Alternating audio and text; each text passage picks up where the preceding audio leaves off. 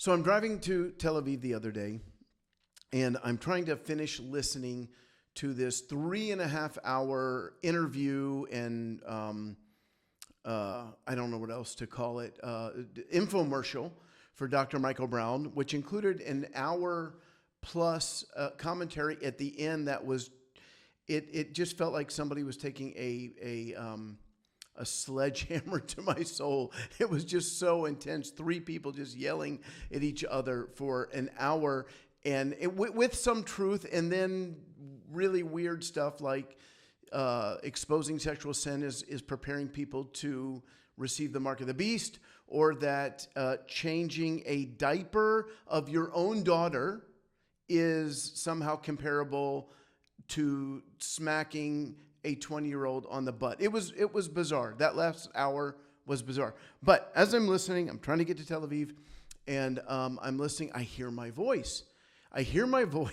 and I'm calling myself a narcissist. I'm calling myself, a proud, and I, of course, I remembered exactly where it was from an interview I did. And it was, I want you to listen to what they shared, and then I want you to listen to what I shared in context. Because in all seriousness, I like to joke, I like to have fun. It was horribly dishonest. For Heather Schott to take that clip, it was an act of deception. So she is not a trustworthy person. For her to do it, now I'm not mad. I'm not. It's actually quite funny, but I'm not asking for an apology. I just want you, the listener, the believer out there, if you're watching her and you're thinking that she's telling you the truth, she has an agenda, and you're going to see it right now. I'm going to stop talking. I want you to see her clip. I'll come back, and then I'll share with you the clip in context. Narcissists often show an inflated sense of self-importance, craving constant admiration and attention. Sounds like podcasters. I am naturally an incredibly arrogant, proud person. Left to my own devices, I am a narcissist. I love the sound of my own voice. I'm confessing that. Grandiose sense of self, believing they're superior or unique. They lack empathy, exploit others for personal gain. Okay, so before I play for you the actual clip from Remnant Radio, let me just make 2 quick comments. Number one, at the end of that, she talks about a narcissist taking advantage of others for personal gain, exploiting others. And I assume she's speaking about me and Sarah Monk, that I somehow, this seems to be a talking points that Dr. Brown is spreading, going all the way back to a meeting with Mike Winger, where he told him that Sarah went through some memory recovery therapy. He told the leaders of our ministry that he doesn't know who put these memories in her head, or I may be paraphrasing.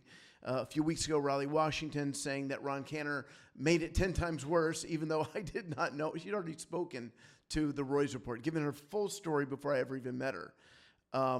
And of course now this, whole idea that she was convinced that she was a victim.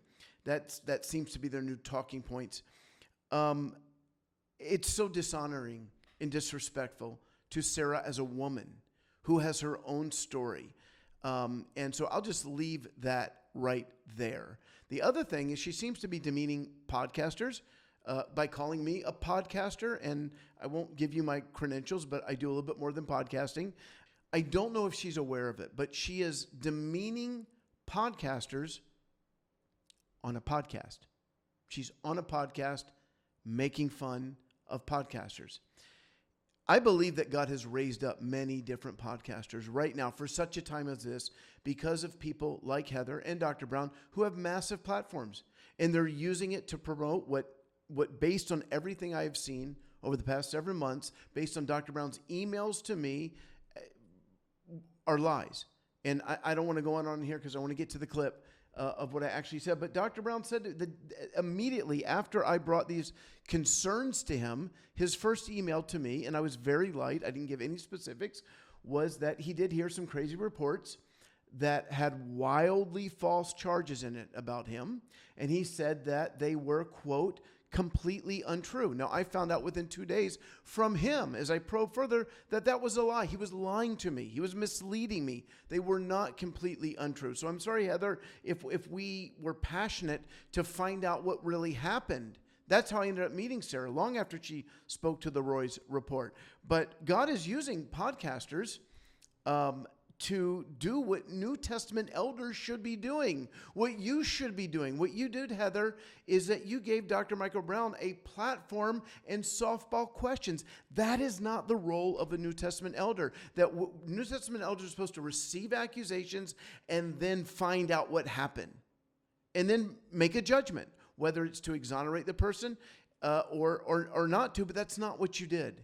You convicted the victim, and you turned the perpetrator into a victim, and you condemned the advocates. Not cool at all. Anyways, here's what I actually said. And spiritual formation has been it's a field of study that charismatics really don't give a whole lot of attention to. It's a lot of time non-charismatics, but it's really based on disciplines of seeking the Lord and seeking to be like Jesus. I had a pastor in Singapore ask me about a month ago, what does a pastor do? How does he protect himself? It really is to seek humility. And I'm not claiming to be I am naturally an incredibly arrogant, proud person. Left to my own devices, I am a narcissist. You know, I love the sound of my own voice. I'm confessing that. So if you see humility in me, it's because I've really worked hard at it.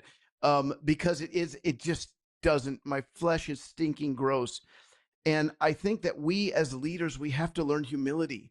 We have to honor the body of Christ. We have to, when I remember I was part of a group that we would do dramas when I was in Bible school, and we would go around to youth groups and do dramas. And we were doing a drama one night, and there was this kid on the front row, and he just didn't look well. And suddenly he threw up everywhere. It was really, really gross. I was 19, 20 years old. And we finished our ministry, and we went down and we're eating pizza with the youth, kind of ministering to them. And I go upstairs, and I tell I go upstairs I left my Bible upstairs. And when I go upstairs, I see somebody is cleaning up the throw up. And it's the pastor. And that was such a beautiful picture to me of what a pastor is. He could have gotten anybody. He did the thing nobody else wanted to do. And so I think as those of us in ministries, to protect ourselves, we need to treat people with respect and honor, and to do the things that Jesus washed the feet of his disciples. As we embrace spiritual formation, and part of that is to actively look to do humble things in your life. I found that one of the ways to grow in humility is to do humble things, not to be seen by people, but to be the first, to put the chairs away, to do things that you don't have to do. And the more you practice humility, the more it becomes a part of you. Andrew Murray, he believed that humility really was the essence of Jesus, that it was the highest character quality that he had. He came from heaven to earth. He came as a servant. He came as a slave. He submitted himself to be abused, to be killed on a cross. And so I think young pastors really need to focus less on building their platforms and getting clicks and likes, although we're on YouTube right now and we do want people to like and subscribe and all that stuff, but focus more on developing humility, on loving people. And will be less likely to commit these sins. So yeah, that's what I actually said. We're actually trying to promote humility, not promote narcissism. And I don't know why they put that in there. I have to assume they knew what I said in context, but they're seeking to discredit me because of the things that we've shared over the past several months. But really, honestly, Heather, I would invite you to have an honest conversation, to actually look at the evidence. What you did is you listened to one side. And I would invite you to actually read the brownwitnessreport.com, read what we put in there, because it's quite different than what you had on your show the other day. So the question is, do you really want to know the truth? And And I hope you do. I hope that you are a sincere believer and that you want to know what actually happened. I would hope that you would show a little bit more respect for Sarah and other victims of clergy sexual abuse. It doesn't have to be rape. It doesn't have to be in a bed for it to be sexual. That, again, if you didn't see the whole thing, they downplayed the idea of somebody just touching you on the butt or kissing you on the head. And again, the accusation is that he kissed her rather on the lips many times, held her hand many times in private, met at night, and smacked her on the butt in private on a regular basis. So they seem to be downplaying that as not a really big deal and really wasting the time. If you read the whole thing, and that was kind of what was so egregious, is they acted that this is a complete waste of time, taking Sarah's abuse story seriously because there's worse stories. There are worse stories. We all agree on that. But the idea of somebody who is famous, who is a celebrity, who is a scholar, a prophetic leader, having a physical relationship with a 20-year-old former student now working in his office who adores him, that is what we call clergy sexual abuse. And hopefully you'll come to see it that way in the future. Hey, everybody, the whole reason we did this is so that you'll know the truth and make informed decisions. God bless you. Have a great day. Bye.